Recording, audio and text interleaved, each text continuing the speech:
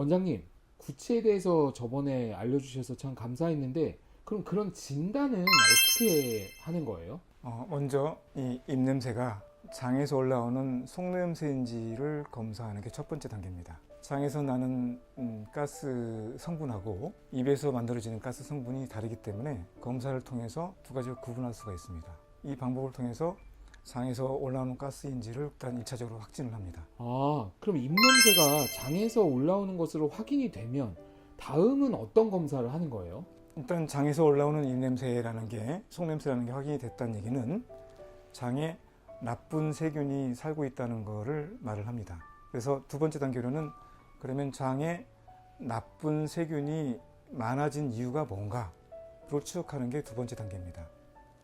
전에 말씀드렸듯이 장에서 나쁜 세균이 많아진 이유는 두 가지라고 말씀드렸죠.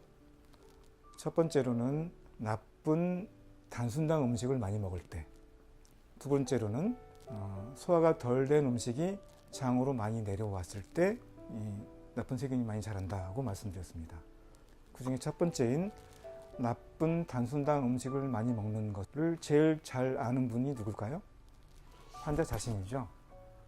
따라서 환자 자신 스스로가 이 설문 검사를 통해서 나쁜 음식을 먹는지를 알아내는 검사를 시행합니다. 아, 그러면 소화가 덜 된 음식이 많아진 이유에 대해서 어떤 검사를 또 받나요?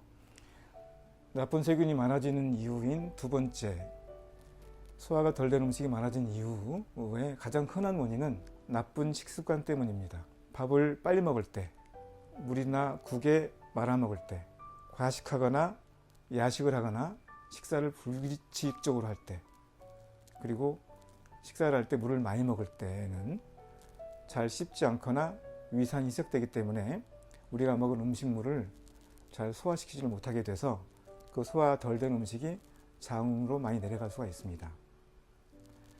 그 다음으로 위장 기능 검사를 시행합니다. 위장 안에서 위산이 잘 나오는지, 소화 효소가 잘 나오는지, 위장 안에 헬리코박터균이 자라고 있지는 않는지를 검사합니다. 위산이 많이 나오지 않거나 소화 효소가 더 적게 나오면, 그리고 헬리코박터균이 이 양성인 경우에는 소화 기능이 떨어져서 우리가 먹은 음식물을 소화를 잘 못 시키기 때문에 역시 소화가 덜 된 음식이 장으로 내려갈 수 있기 때문입니다. 아, 그럼 그 다음으로는 또 어떤 검사를 시행해요? 그 다음으로는 만성 스트레스 검사를 시행합니다. 혹시 여러분 애간장이 탄다는 말을 들어본 적이 있으신가요? 이 갓 태어난 노란 병아리를 보면 우리 애들이 귀엽다고 뽀뽀해 주거나 이렇게 안아주거나 이렇게 귀여워해 주지만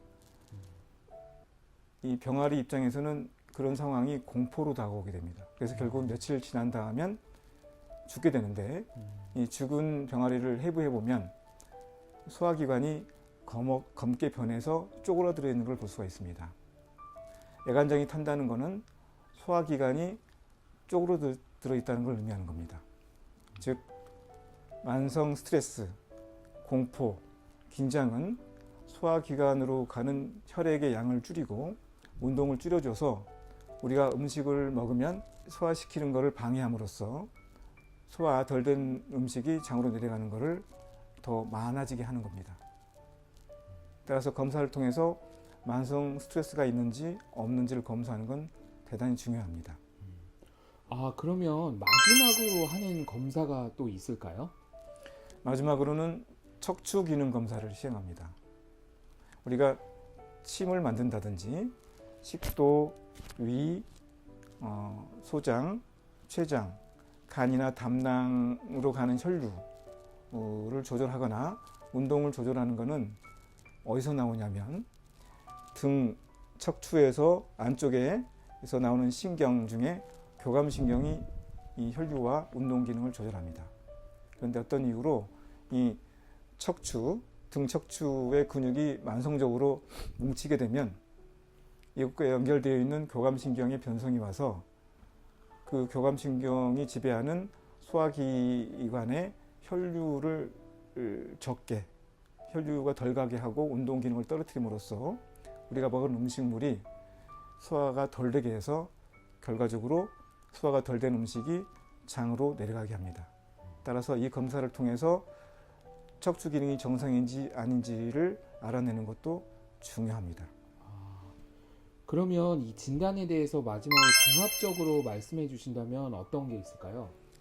지금까지 5가지를 말씀드렸죠. 첫 번째로는 나쁜 단순당 음식을 많이 먹는 거. 두 번째로는 나쁜 식습관. 세 번째로는 위장기능 검사. 네 번째로는 만성 스트레스 검사. 다섯 번째 마지막으로 척추 기능 검사. 이 5가지를 종합적이고 입체적으로 진단해서 근본적인 원인이 뭔지를 알아낼 때에만 일시적으로 치료하는 게 아니고 재발까지 막는 완전한 치료를 할 수 있는 토대가 될 수 있습니다. 이상으로 진단에 관한 5가지 검사에 대해서 설명드렸습니다. 감사합니다.